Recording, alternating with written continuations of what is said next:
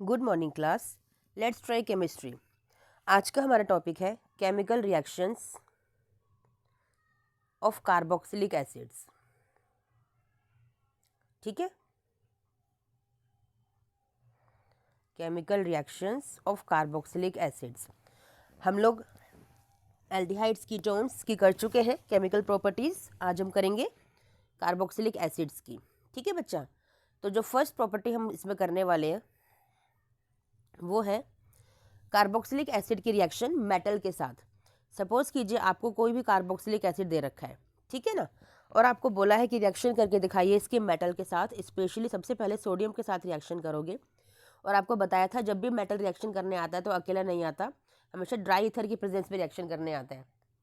इसका रीजन आपको बताया था कि वरना मेटल क्या करते हैं, एटमॉस्फेरिक मॉइस्चर से रिएक्शन करके एल्केन का फॉर्मेशन कर लेते हैं। ठीक है ना, तो यहाँ पे क्या होगा बच्चा, आपका ये बॉन्ड ब्रेक होगा। ठीक है, यहाँ से पॉजिटिव और नेगेटिव, आपका यहाँ से H+ रिमूव हो गया। ये बचा आपके पास RCOO नेगेटिव और सोडियम है मेटल।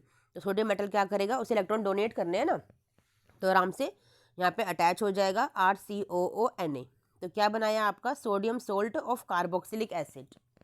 क्या बनाया, sodium salt of carboxylic acid, क्योंकि कार्बोक्सिलिक एसिड से अटैच हुआ है, कार्बोक्सिलेट बनाकर, कार्बोक्सिलेट अनायन बनाकर अटैच हुआ है, तो इसे बोला जाता है sodium salt of carboxylic acid. ठीक है, और इसे एक नाम से और बोलते हैं सोडियम कार्बोक्सिलेट, क्योंकि कार्बोक्सिलेट अनायन से अटैच हुआ है।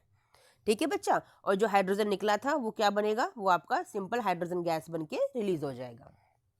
ठीक है, ये थी मेटल से रिएक्शन।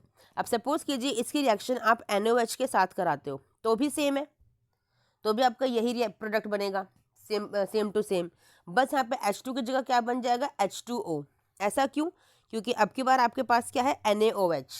यहाँ से आपका बॉन्ड ब्रेक होगा, मैं करके दिखा देती हूँ आपको एक बार ताकि कोई कंफ्यूजन ना हो। मेटल वाली समझ में आ गई ना, ठीक है ना। देखिए अब की बार सोडियम की जगह है सोडियम हाइड्रोक्साइड।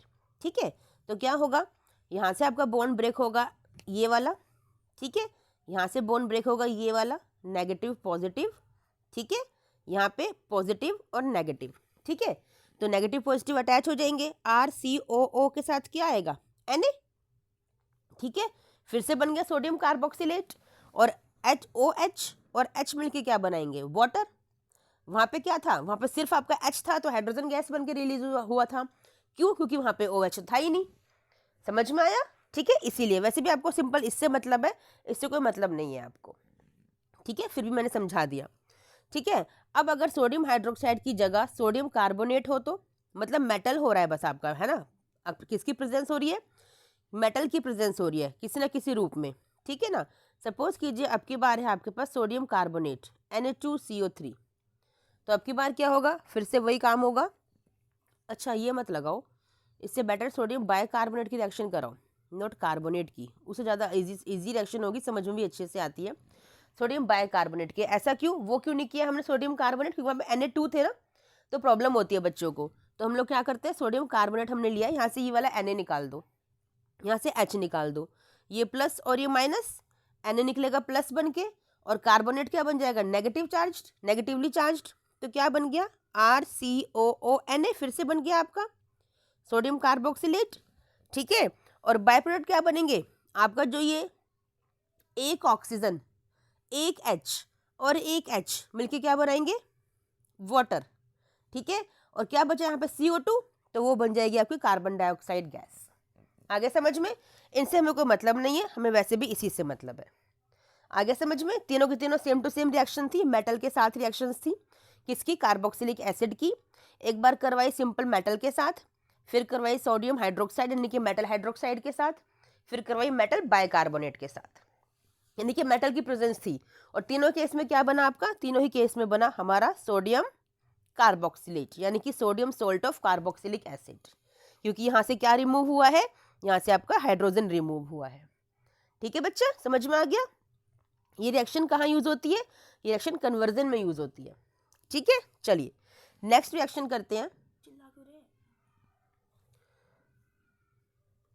नेक्स्ट रिएक्शन है बच्चा आपकी कार्बोक्सिलिक एसिड के साथ RCOOH। ठीक है, ये रिएक्शन करते हैं कैटलिस्ट की प्रेजेंस में। सपोज कीजिए हमने 2 मॉलिक्यूल्स ले लिए, या फिर सपोज कीजिए कि हमने लिया इथेनोइक एसिड, ठीक है, CH3COOH, और हमने 2 मॉलिक्यूल्स इसके अगर लिए हैं तो हमारे क्या बनेगा, यहाँ बनेगा एसिटिक एनहाइड्राइड। एसिटिक एसिड है ये, समझ में आता है, 2 कार्बन है, carboxylic acid, it is acetic acid and ethanoic acid also. तो एसिटिक एसिड से क्या बनता है, एसिटिक एनहाइड्राइड। कैसे बनेगा दिखाती हूँ आपको बना के। हमें 2 मॉलिक्यूल्स लेने हैं। किस तरह से 2 मॉलिक्यूल्स लेने हैं, CH3C double bond OH, carboxylic acid है, ठीक है।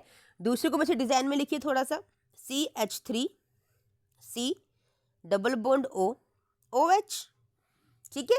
दोनों के दोनों कार्बोक्सिलिक एसिड है, एसिटिक एसिड है। हमें चाहिए यहाँ पे कैटलिस्ट।